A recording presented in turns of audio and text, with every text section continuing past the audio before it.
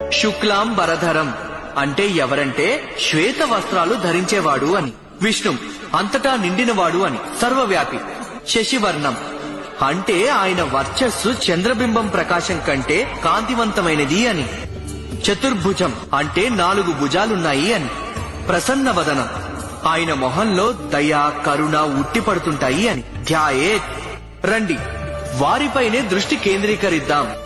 సర్వ విఘ్నోపశాంతయేత్ అంటే ఎవరంటే సమస్త దుఃఖాలను కష్టాలను విఘ్నాలను నివారించేవాడు అని. ఇక్కడ విష్ణువు అంటే అర్థం అంతటా ఉన్నవాడు అని. అన్ని చోట్ల ఉన్నాడు. ఇదే మహావిష్ణువు గురించి చెప్పారు, విఘ్నేశ్వరుడు గురించి చెప్పారు. అయితే ధ్యాయేత్ సర్వ విఘ్నోపశాంతయే దీనికి అర్థం ఏమిటంటే ఆయన్ని ఆరాధిస్తే సమస్త దుఃఖం కష్టం విపత్తులు ఆపదలు బాధలు ఆటంకాలకి కారణాలు తొలగిస్తాడు.